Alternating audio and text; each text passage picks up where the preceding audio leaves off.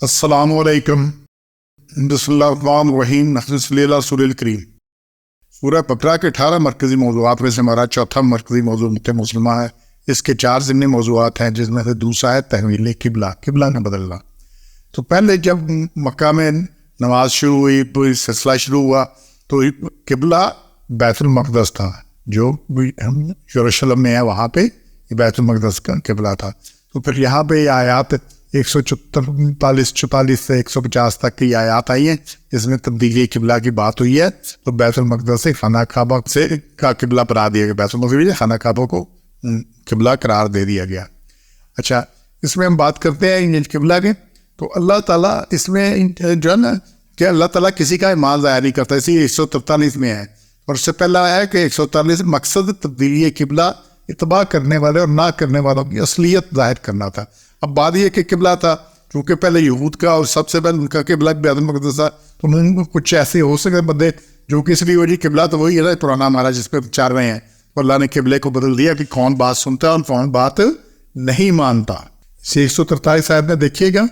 اور نہیں مقرر کیا ہم نے وہ قبلہ جس پر تو پہلے تھے بیت المقدس، مگر اس واسطے ایک معلوم کرے کون تابع رہے گا رسول کا اور کون پھر جائے گا الٹے پاؤں، کہ لنعلم من یتبع الرسول ومن ینقلب لا کے بہے گی کون الٹے پاؤں پھر جاتا ہے.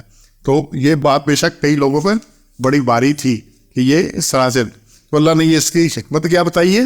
پہلے قبلہ وہ تھا تاکہ کون بات جو حکم ہے اس پہ عمل کرنا ہے، منوان کرنا ہے، منا و صدقنا کرنا ہے. یہ نہیں پہلے کی ہوتا اب کیوں ہے، پہلے نہیں پتا تھا اب یہ پتا ہے. اور یہ یہود کا خاصہ تھا. تو انہوں نے تحویل قبلہ کا حکم جب نازل ہوا تو یہود اور منافقین نے مسلمانوں کے خلاف انتہائی زہریلا پروپیگنڈا شروع کر دیا. مسلمان کبھی کسی طرح منہ کر کے نماز پڑھتا ہے، کبھی کس طرح میں ضرور دال میں کھانا کچھ ہے. وہ کہتے تھے کہ اللہ کو پہلے پتہ نہیں تھا قبلہ یہ ہے، اب اللہ کو پتہ لگا. بس باتیں کرنے والا پھر منہ جو ہے وہ پھر کھلے ہوتے ہیں جب زبانیں نبی ہوں تو پھر یہ کسی چیز سے نہیں چونکتے. تو اس پروپیگنڈے سے کچھ کمزور مسلمان متاثر بھی ہوئے. تو یہ اس چیز پہ ہم نے کافی کیا کہ ان کو پتہ ہی نہیں تھا، کہتے ہیں اللہ کے رسول ہے اور اللہ بھیجتا ہے، اللہ کو پتہ ہی نہیں تھا. تو اس میں اللہ نے کہا کہ 143 میں اللہ تعالیٰ کسی کا ایمان ضائع نہیں کرتا. اسی پروپیگنڈے میں دوسری بات تھی کہ یہ اگر قبلہ خانہ کعبہ ہے مکہ والا ہے تو پھر جو نمازیں بیت المقدس کی پڑھی ہیں وہ تو ضائع گئی. اب اس میں بھی شک والے، کیونکہ منافق کا کام اور یہود و منود کا کام ہے شک پیدا کرنا. پہلے اس چیز میں شک پیدا کر دینا. انہوں نے کہا جی اگر یہ قبلہ ہے تو پھر وہ غلط تھا، اگر وہ ٹھیک ہے تو پھر یہ غلط ہے. ایک چیز ہو سکتی ہے نا، یہ کیا بات ہوئی. اچھا، اللہ تعالیٰ نے یہاں پہ کہا کہ اللہ تعالیٰ کسی کا ایمان ضائع نہیں کرتا. اس آیت میں دیکھیے گا وَقَالَ اللَّهُ لِيُضِيعَ إِيمَانَكُمْ، اللہ ایسا نہیں کہ ضائع کرے ایمان کا. وہ بھی اللہ کے حکم پر تھا، یہ بھی اللہ کے حکم پر ہے. ہمیں جو حکم ملے گا اس طرح کریں گے. ہم نے تو یہ اسی طرح کرنا ہے. دشت و دشت دریا بھی نہ چھوڑے ہم نے، بحر ظلمات میں دوڑا دیے گھوڑے ہم نے. ہمیں جو حکم ملا ہم اس کے مطابق چل پڑے. ہماری اپنی مرضی سرے سے ہے ہی کوئی نہیں. اور پھر 149 آیت میں اللہ نے کہا یہ تبدیلی قبلہ کا حکم اللہ تعالیٰ کی طرف سے حق ہے. ٹھیک ہے، 49 میں اب دیکھیے گا وَإِنَّهُ لَلْحَقُّ مِن رَبِّكَ، اور بے شک یہ حق ہے تمہارے رب کی طرف سے. اللہ نے حق کے ساتھ یہ اتارا ہے سارا تک.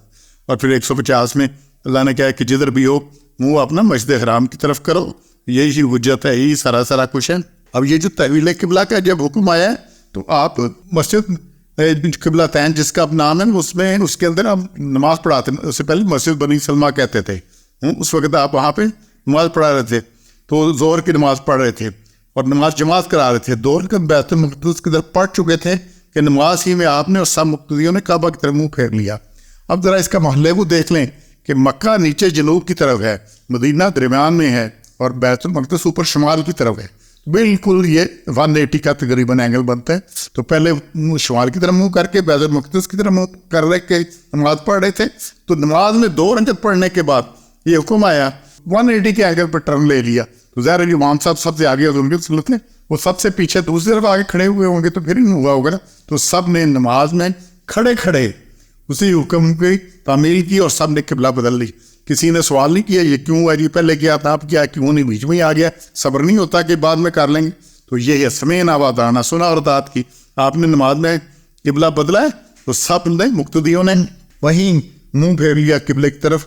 اور باقی 2 رکعتیں اس مسجد کے نام خانہ کعبہ کی طرف منہ کر کے پورے کی نماز. اسی لیے اسے مسجد قبلہ تین کہتے ہیں، یعنی کہ 2 قبلوں والی مسجد. اس مسجد میں 2 نمازیں، نماز ظہر 2 رکعت بیت المقدس کی طرف ہوئی، 2 خانہ کعبہ کی طرف. یہ اللہ کے حکم سے. تو یہ اور اسی کو ذہن میں رکھنا ہے, اللہ کا حکم جب آ گیا تو پھر جہاں کھڑے ہو, جیسے بھی ہو, اسی وقت مان سمینا وطانا, کوئی پٹ نہیں ہے. سبحان ربک رب العزت عما یصفون. السلام علیکم ورحمۃ اللہ وبرکاتہ.